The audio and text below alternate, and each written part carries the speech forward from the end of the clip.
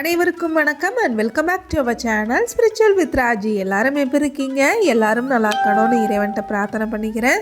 இன்னைக்கு கொஞ்சம் வாய்ஸ் ஒரு மாதிரி தான் இருக்கும், மூக்கில் பேசுகிற மாதிரி தான் இருக்கும். தம்பி கொஞ்சம் ஜலதோஷம் இருந்துச்சா, சரி அவனை கேர் பண்ணி பார்த்தீங்கன்னா இப்போ எனக்குமே ஜலதோஷம் இருக்குது. இது வந்து பார்த்தீங்கன்னா செவ்வாய்க்கிழமை எடுத்த வீடியோ தான். செவ்வாய்க்கிழமை கலச தீபம் போட்டிருந்தேன். நேற்று கூட ஒரு வீடியோ ஷார்ட் வீடியோ கொடுத்துருப்பேன் இல்லையா, அதனால தான். இன்னொன்று வாய்ஸ் வந்து ரொம்ப கரடு முரடாக தொண்டெல்லாம் கட்டி போயிருந்துச்சு. நானும் தொடர்ந்து லாங் வீடியோ கொடுத்துருவோம் நினச்சேன். சிஸ்டர் உங்களோட வீடியோக்கு நான் வெயிட் பண்ணிகிட்டு இருக்கேன் சிஸ்டர், என்ன சிஸ்டர் இன்னும் கொடுக்கல அப்படிலாம் கேட்டுட்டு இருந்தீங்க. அப்புறம் இன்னொரு விஷயமும் சொல்லணும், என்னென்னா வாய்ஸ் நோட்டு தொடர்ந்து என்னால் கொடுக்க முடியலன்னு சொல்கிறத விட வாய்ஸ் என்னால் சரியில்லை. கண்டிப்பாக வந்து என்னென்னா இவ்வளோ கமெண்ட்ஸ் பண்ணியிருக்கிறோம், இவங்க கமெண்ட்ஸுக்கு கூட ரிப்ளை பண்ண மாட்டாங்களோன்னு யாருமே தப்பாக நினச்சிக்காதீங்க. இப்போயும் சொல்கிறேன், எப்பயும் சொல்கிறேன், லட்சம் சப்ஸ்கிரைபர்ஸ் இருந்தாலும் எல்லாருக்கும் என்னோடய கமெண்ட்ஸ் கண்டிப்பாக ரிப்ளை கமெண்ட் இருக்கும். ஏன்னா உங்களோட நேரத்துலேருந்து கொஞ்சம் நேரம் ஒதுக்கி அதுக்குன்னு கமெண்ட் பண்ணுறீங்க. கண்டிப்பாக நான் விடமாட்டேன். என்னடா நமக்கு பிரார்த்தனை பண்ணலையோ, இத்தனை பேர் வந்து நம்ம சொல்லியிருக்கிறோம், நமக்கு ரிப்ளை பண்ண மாட்டேங்கிறாங்களே அப்படின்னு நினைக்காதீங்க. உங்களோட பிரார்த்தனை நான் பார்த்துட்டு மொபைல் ஃபோனை பக்கத்துலேயே தான் வச்சுக்கிருவேன். வீடியோ எடுக்கும்போது கூட பார்த்தீங்கன்னா இத்தனை பேருன்னு முதல் நாள் நைட்டே எழுதி வச்சுட்டு அவங்களோட பேரை சொல்லி தான் நான் வந்து பூஜையை ஸ்டார்ட் பண்ணுவேன். அதனால் யாரும் கவலைப்படாதீங்க, நிச்சயமாக என்னோட பிரார்த்தனை உங்களுக்கு இருக்கும். பிரம்ம முகூர்த்த நேரத்தில் எனக்கு உடம்பு சரியில்லைனாலுமே நான் எந்திரிச்சிட்டு தான் இருக்கேன். இதே வந்து ஆஸ் யூஷுவல் எனக்கு வந்து செய்கிறேன், ஏதாவது நார்மலாக பிரம்ம முகூர்த்த பூஜை செய்கிறேன்னா கூட இல்லை இன்னைக்கு உடம்பு சரியில்லை ரெஸ்ட் எடுத்துருவேன். ஆனால் இது என்னை நம்பி சொன்ன நிறைய சகோதரிகளுக்காக நான் செய்ய வேண்டியது. இது என்னென்னா என்னோட வாக்கு நான் காப்பாற்றணும் அப்படின்றதுக்காக தொடர்ந்து செய்கிறேன். உங்களோட பேர்களை அப்படியே லிஸ்ட்டு பிரகாரமே வச்சு வந்து நான் பிரார்த்தனை பண்ணுறேன். அதுவுமே எப்படி பண்ணுறேன்றதையுமே அடுத்தடுத்த வீடியோக்களில் காட்டுறேன்.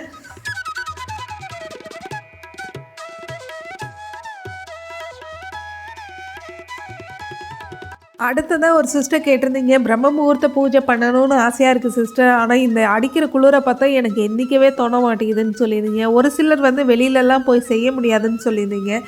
இருந்த இடத்துலேருந்தே செய்யலாம்ப்பா. அதாவது நான் ஏன் நிலைவாசலுக்கு அவ்வளோ முக்கியத்துவம் கொடுத்து சக்திகள் அதிகமாக இருக்குதுன்னு சொன்னேன்னா, நிலைவாசலில் எப்பயும் போல் நம்ம குலதெய்வம் குடியிருக்கிறாங்க. இன்னொன்று, நம்ம இந்த மாதிரி குனிஞ்சு நிமிந்து கோலம் போடும்போது அந்த ஆக்சிஜன் சுற்றுச்சூழலில் இருக்கக்கூடிய ஆக்சிஜன் லெவல் நமக்கு அதிகரிக்கும்ன்றதுக்காக தான் நிலைவாசல் பூஜைன்னு சொன்னேன். ரெண்டாவது விஷயம் என்னென்னா, நம்ம கோலம் போடுறதுனால ஒரு வேலையுமே, இப்போ நம்ம ஆஸ் யூஷுவல் கோலம் போடுறதுனால இறைவன் வந்து வீட்டுக்குள்ளே வருவாங்க, மகாலட்சுமி தாயாரோட கடைக்கண் பார்வை கிடைக்கும்.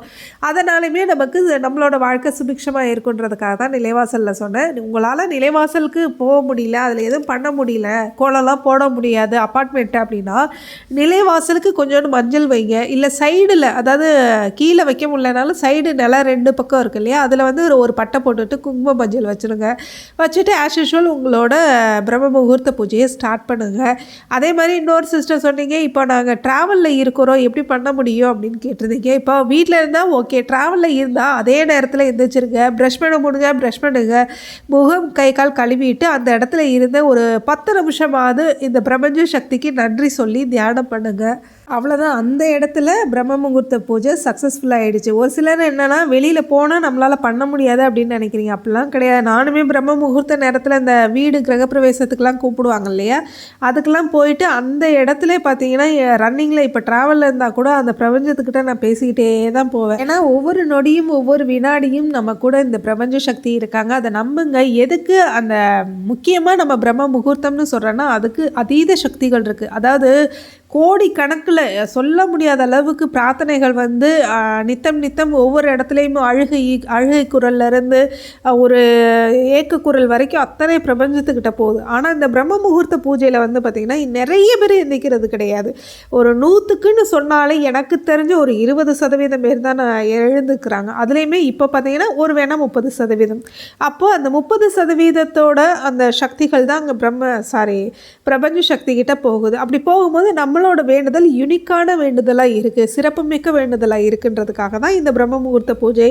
அந்த நேரத்தில் பொல்யூஷன் கிடையாது. இன்னொன்று வந்து நமக்குமே ஆத்ம திருப்தியாக இருக்கும். நீங்களே ட்ரை எழுந்துச்சவங்களுக்கு தெரியும், டைம் அவ்வளோ வந்து சேவிங் ஆகும்பா.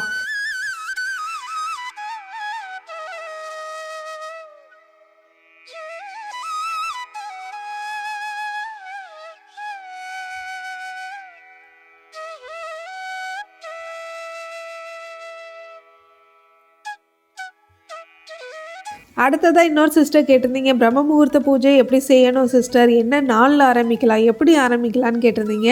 அதாவது நம்ம ஒரு விஷயம் செய்கிறோம், அது நல்ல விஷயமா இருக்குன்னா அதை அந்த நேரத்தில் அன்னைக்கே ஸ்டார்ட் பண்ணிடுங்க. பிரம்ம முகூர்த்த பூஜைனா இன்றைக்கி நினைக்கிறீங்கன்னா நாளை காலையிலேருந்து ஸ்டார்ட் பண்ணிடுங்க. என்ன நாளாக இருக்கும், என்ன கிழமைன்னு யோசிக்க வேண்டாம். அதே மாதிரி நீங்கள் எப்போ சிஸ்டர் எழுந்திக்கிறீங்க, இது எப்படி எங்களால் முடியல அப்படின்னு சொல்கிறீங்கன்னா அதுக்கு ஒரே ஒரு விஷயம், எல்லாராலையும் முடியும். என்னாலலாம் கிடையாது, நான் என்ன இதுலேருந்து வானத்துலேருந்து குதிச்சா வந்திருக்கு அப்படிலாம் கிடையாது. எல்லாராலையும் முடியும். அது எப்படி முடியும்னு ஒரு ஸ்பெசிஃபிக்கான வீடியோ நான் அடுத்து கொடுப்பேன். கண்டிப்பாக தொடர்ந்து பாருங்கள். குரல் கொஞ்சம் முன்ன பின்ன இருந்தாலும் அட்ஜஸ்ட் பண்ணிக்கோங்க. அடுத்ததாக பிரபஞ்சத்தை பற்றி ஒரு விஷயம் சொல்லணும். நிறைய பேர் ஏக்கங்களில் எனக்கு குழந்தை வேணும்னு நிறைய பேர் சொல்லியிருந்தீங்க. நிறைய பேர் எனக்கு குழந்தை இல்லை, எனக்காக வேண்டிக்கோங்க அப்படின்னு சொல்லியிருந்தீங்க. நல்லா யோசிச்சுக்கோங்க. அதாவது பிரபஞ்ச சக்திங்கிறது ஒரு மேக்னெட் பவர். மேக்னெட்னா காந்த சக்தி உடைய ஒரு பவர். ஓகேங்களா? இப்போ நம்மளோட எண்ணோட்டம் என்ன அப்படின்னா இரும்பு. இப்போ நம்ம நெகட்டிவ், அது அதோட எப்படி சொல்கிறதுனா இரும்பு தான். அது நெகட்டிவாக நம்ம யோசித்தாலும் சரி, இல்லை பாசிட்டிவாக யோசித்தாலும் சரி, வேகமாக சரட்டுன்னு போயிட்டு அந்த பிரபஞ்சத்தோட அந்த பிரபஞ்ச அதிர்வலைகளில் ஒட்டிடும். அப்படி பார்க்கும்போது நம்ம எப்படி யோசித்தா நம்மளுக்கு வெற்றி கிடைக்கும் அப்படிங்கிறது தான் நம்ம யோசிக்கணும். அதாவது இப்போது எனக்கு குழந்தை வேணும், எனக்கு கண்டிப்பாக குழந்தை கிடைக்கும், இல்லை எனக்கு தொழிலில் நல்ல முன்னேற்றம் இருக்கும். அதாவது இப்போ எனக்கு உடம்பு சரியில்லை, நீங்கள் நம்புங்க, என்னோடய உடல் சரியாயிடுச்சு, எனக்குலாம் எந்த ஒரு இதுவும் இல்லையே. இப்போ உங்களுக்கு கிளாரிஃபை பண்ணுறதுக்காகத்தான் எனக்கு கொஞ்சம் உடல் சரியில்லைன்னு சொன்னேனே தவிர்த்து அதை கூட நான் நெகட்டிவ் ஃபீலாக தான் நினைக்கிறேன். எதுக்கு நம்ம அப்படி சொல்லணும்? உடம்பு நல்லா இருக்குது அப்படின்னு தான் சொல்லணும். அதை பாசிட்டிவாக மட்டும்தான் மாற்றணும் அப்படின்ற ஒரு எண்ணத்தில் நான் எப்பயுமே இப்படி தான் யோசிப்பேன். இன்னும் சொல்லணுன்னா, ஒரு சிலர் நீங்கள் எந்த அளவுக்கு உங்களை பாராட்டுறதுன்னு தெரியல, எப்படி உங்களால் இப்படி இருக்க முடியுது, ஒரு எனர்ஜெட்டிக்காக இருக்க முடியுது, இந்த சக்தியில் எங்கேருந்து வந்துச்சு அப்படின்னும் கேட்டிருந்தாங்க. பிரபஞ்சத்துலேருந்து நம்ம முதல்ல சக்தியை வாங்குறதுக்கு நம்ம ஆக்டிவாக இருக்கணும்ப்பா. நிறைய பேர் என்ன பண்ணுறோம், இருந்த இடத்துல இருந்துட்டு எனக்கு அது வேணும், இது வேணும், அதை குடுமுருகா, இதை குடுமுருகா அப்படின்னா நம்ம ஏதாவது ஒரு எஃபர்ட் பண்ணணும் இல்லையா? அப்படி எஃபர்ட்னா என்னன்னு யோசிக்கிறோம். நிறைய பேர் கோவிலுக்கு போகிறோம். கோவிலோட சக்தி அதீத சக்தி. ஏன்னா அதாவது கோவில்னாலே அந்த இடத்துல காந்த சக்தி எங்கே அதிகமாக இருக்கோ அங்கே தான் கோவில் கட்டுவாங்கன்னு சொல்லுவாங்க. பூமியோட நடுப்பகுதி அப்படி பார்த்தா ஊரில் எத்தனையோ கோயில் இருக்கே, அது எல்லாமே பூமியோட நடுப்பகுதி. ஆனால் ஒரு உதாரணத்துக்கு ஒரு ஏக்கர் நிலம் இருக்குதுன்னு வச்சுக்கோங்களேன். அந்த ஏக்கர் நிலத்தில் நடுப்பகுதியாக பார்ப்பாங்க. இன்னொன்று அந்த காந்த சக்தி, அந்த ஏக்கருக்குள்ளே காந்த சக்தி எங்கே இருக்கோ அதை தேடி பார்ப்பாங்க. அந்த மாதிரி இப்போ எப்படி சொல்லணும்னா, நிறைய வீடு கட்டியிருப்போம். அப்படி பார்த்தா அந்த ஊரில் எல்லா இடத்துலையுமே ஒரு சில இடத்துல தண்ணியோட சக்தி அதிகமாக இருக்கும், ஒரு சில இடத்துல காற்றோட சக்தி அதிகமாக இருக்கும், ஒரு இடத்துல வாயுவோட சக்தி அதிகமாக இருக்கும் இல்லையா? ஆனால் நம்ம வீட்டில் இந்த மூலை இந்த இடத்துக்கு இது குபேர மூலை, இது வாயு மூலை அப்படின்னு வருண மூலை, வாயு மூலை அப்படின்னு நம்ம பார்க்குறோம் இல்லையா? அந்த மாதிரி தான் கோவிலுக்கு பார்ப்பாங்க. அதே தான் நான் சொல்கிற விஷயம். இப்போ கோயிலுக்கு போயிட்டாலே நிறைய பேர் என்ன நினைக்கிறோம், நம்ம கோயிலுக்கு போயிட்டோம், நம்மளோட பிரார்த்தனை ஃபுல்லாக அவர்கிட்ட கொட்டிட்டு வந்துட்டோம், அவ்வளோதான் முடிஞ்சிச்சு, வேலை முடிஞ்சிச்சுன்னு நினைக்கிறோம். ஆனால் என்னையை பொறுத்த வரைக்கும் வீட்டில் நம்ம என்ன செஞ்சோம், இப்போ நம்ம எவ்வளோ இடத்துக்கு போகலாம், எத்தனையோ இடங்களை சுற்றி பார்த்துருக்கலாம், எவ்வளோ ஹோட்டல்ஸுக்கு போயிருக்கலாம். ஆனால் நம்மளோட எப்படி சொல்கிறது, சுக துக்கம் எல்லாமே இருக்கிறது நம்ம வீட்டில் தான் இல்லையா? அப்போ நம்ம வீட்டை எந்தளவுக்கு பாசிட்டிவாக வச்சுக்கிறோம். பாசிட்டிவான கொஞ்சம் சுத்தமாக வைக்கிறது, நிறைய பொருள் சேர்க்கணும் அப்படின்ற அவசியமே கிடையாது, சுத்தமாக வச்சுக்கிறது. தீபம் அன்றாடம் என்னை பொறுத்த வரைக்கும் 100 தீபம் ஏற்றுனீங்களா, 21 தீபங்கள் ஏற்றுனீங்களான்றதை விட அன்றாடம் 2 தீபம் ஏற்றுறோம்ல, அந்த இடத்துல மகாலட்சுமியோட கடைக்கன் பார்வை நிச்சயமாக இருக்கும். எனக்கு தெரிஞ்சு வந்த தாயார் அங்கே விட்டுட்டு வெளியில் போக மாட்டாங்கன்னு தான் நான் சொல்லுவேன். அந்த மாதிரி வீட்டுக்குள்ளேயும் பாசிட்டிவாக வைங்க. இப்போ என்னால் அதிகாலையில் பிரம்ம முகூர்த்த நேரத்தில் வெளியில் வர முடியாதுன்னா நீங்கள் உள்ளே பூஜையை முடிச்சிருங்க, அஷுஷுல் முடிச்சுட்டு வெளியில் பதறாமல் ஒரு 6 மணிக்கு மேலே வந்துட்டு கூட ஒரு 2 அகல் நிலைவாசலை வச்சு பாருங்கள். இல்லை சேஃப்டி எதுவும் இல்லை, குழந்தைங்க இருக்கிறாங்க தட்டி விட்ருவாங்கன்னா ஒரு ஸ்டாண்டுலாம் இருக்குது, இப்போலாம் ஸ்டாண்டு ஹேங் பண்ணி வைக்கலாம். ஸ்டாண்டுக்குமே ஆணி அடிக்கணுன்ற ஒரு அவசியமும் கிடையாது, அதெல்லாம் ஸ்டிக்கி நெயில்ஸ் இருக்குது, அதை மாட்டி வச்சுக்கலாம். அந்த மாதிரி வீட்டை பாசிட்டிவாக வைக்கத்தான் அது ஃபுல் அண்ட் ஃபுல் நமக்குள்ளே இறங்கும். ஏன்னா நம்ம வெளியில் போனாலுமே அதிகபட்சம் ஒரு 2 மணி நேரம் 3 மணி நேரம், இல்லை வாரத்தில் ஒரு நாள் இப்படி தான் போயிருப்போமே தவிர்த்து முழுக்க இருக்கக்கூடியது வீடு தான். அந்த வீடை நம்ம எந்த அளவுக்கு நேர்மறையாக வச்சுக்கிறோன்றதுல தான் இருக்கு இல்லையா?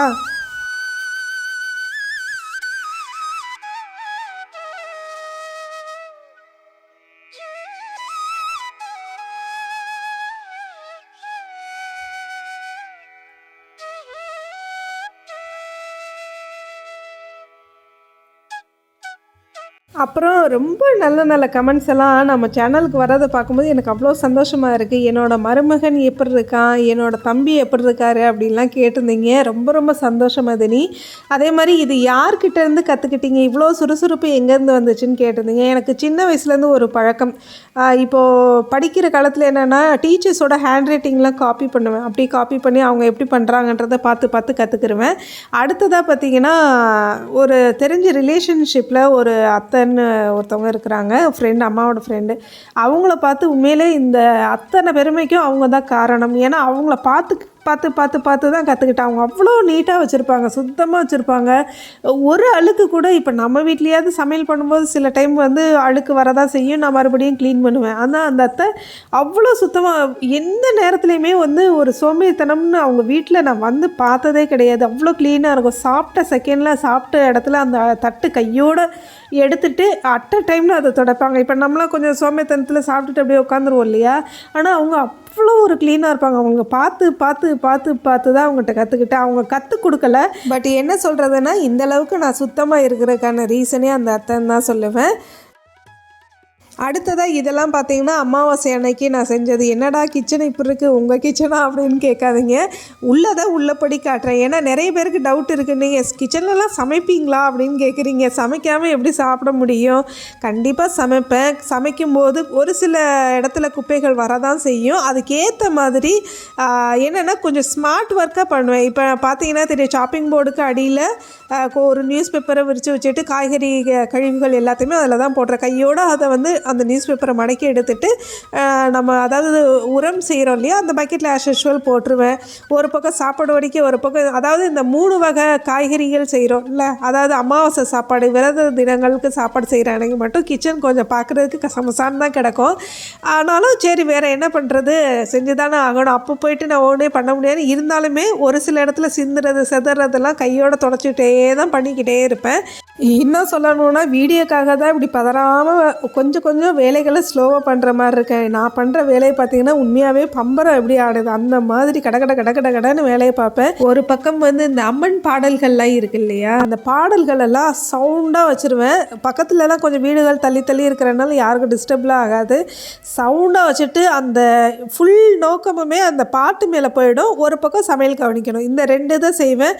இன்னொன்று சோர்வு ஆகக்கூடாது அப்படின்றதுக்காகவே பார்த்தீங்கன்னா ஒரு சின்ன துண்டு நெல்லிக்காய் இருந்துச்சுனாலோ இல்லைனா புளி இருக்குனாலோ ஒரு சின்ன துண்டு நாக்கில் போட்டுக்கிட்டு வேலை செய்வேன். இதுவும் ஒரு டிப்பு தான், நீங்கள் ட்ரை பண்ணி பாருங்கள். ஃபுல்லாக புளியை சாப்பிடக்கூடாது, சும்மா கொஞ்சோண்டு ஒரு துளி நம்ம வச்சுக்கிட்டோன்னா அந்த சுறுசுறுப்பு டக்குன்னு சோம்பேறித்தனம் வராமல் நம்மளால் வேலை செய்ய முடியும். அதுக்காக உடம்பு ரெஸ்ட் இல்லாதப்ப ஃபுல்லாக ரெஸ்ட்டே எடுக்காமல் அப்படி போய் செய்யக்கூடாது.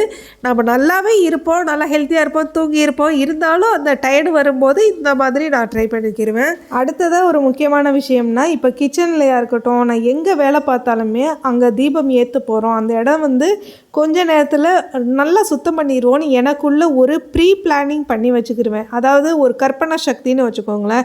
அந்த கற்பனை சக்தி எனக்குள்ளே சொல்லிக்கிட்டே இருப்பேன்.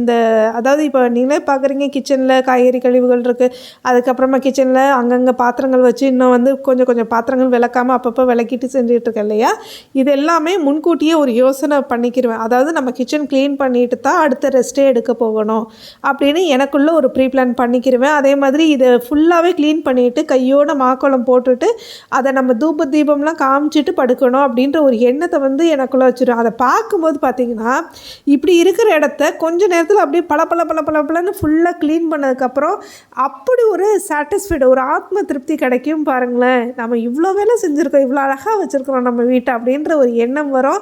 இப்போலாம் எனக்கு இவ்வளோ வேலை நம்ம செய்யணுமா அப்படின்ற ஒரு எண்ணம் வரது கூட கிடையாது. முன்னெல்லாம் யோசிப்பேன், ஏதாவது ஒரு வேலையை செஞ்சுட்டு நம்ம நிறைய வேலை செஞ்சுருக்கோம்ல அப்படின்ற ஒரு எண்ணம் இருக்கும். இப்போல்லாம் அதெல்லாம் இல்லை, நம்ம வீடு அழகாக இருக்கணும், அதுக்கு ஏன் நிறைய வேலைன்னு யோசிக்கணும். ஏன்னா அதுவே ஒரு சின்ன ஸ்ட்ரகிளிங்க்கு, அதாவது இவ்வளோ வேலை செய்யணுமா, இம்புட்டு செய்யணுமா அப்படின்ற ஒரு எண்ணம் வந்துச்சுனாலே ஒரு சோம்பேத்தனம் வர ஆரம்பிச்சிடும். அதனால் அதெல்லாம் சொல்கிறது கிடையாது, நினைக்கிறது கிடையாது. அப்புறம் ஒரு சகோதரி, நிறைய பேர் எவ்வளோ கமெண்ட்லாம் பண்ணாங்கப்பா, ஆனால் ஒரே ஒரு சகோதரி, சிஸ்டர் எனக்கு அன்னபூரணி சிலை வாங்கணும், இதுதான் என்னோடய வேண்டுதல் அப்படின்னு. வேண்டுதல் எவ்வளோ விதவிதமாக மாறுது பார்த்தீங்களா. அப்படின்னு கேட்டதுமே எனக்கு என்னை பார்த்த மாதிரி ஒரு ஃபீல் வந்துச்சு. ஏன்னா அவங்களுக்கு இப்போ அதுதான் முக்கியம். அதனால் எனக்கு அன்னபூர்ணி தாயார் சிலை வாங்கணும் சிஸ்டர் அப்படின்னு சொல்லியிருந்தாங்க. கண்டிப்பாக அவங்களுக்காகவே என்னோடய பிரார்த்தனை சக்ஸஸ்ஃபுல்லாக முடிஞ்சுது. அவ்வளோதான், வீடியோ எண்டுக்கு வந்துட்டோம். அமாவாசை தினத்தன்னைக்கு என்னோடய கிச்சன் ஒர்க் எப்படி இருந்துச்சுன்னு பார்த்தீங்க. அதே மாதிரி கலச தீபம் எப்படி போட்டேன், அதாவது 6ஆம் நாள் கலச தீபம் பிரம்ம முகூர்த்த பூஜையில் எப்படி போட்டேன்னு பார்த்துருந்தீங்க. இந்த வீடியோ உங்களுக்கு பிடிச்சிருக்குன்னு நினைக்கிறேன். இந்த வீடியோ உங்களுக்கு பிடிச்சிருந்தா மறக்காமல் ஷேர் பண்ணுங்கள், சப்ஸ்கிரைப் பண்ணுங்கள், கமெண்ட் பண்ணுங்கள். மறக்காமல் ஹைப் என்ற ஆப்ஷனையும் ப்ரெஸ் பண்ணிடுங்க. நன்றி, வணக்கம்.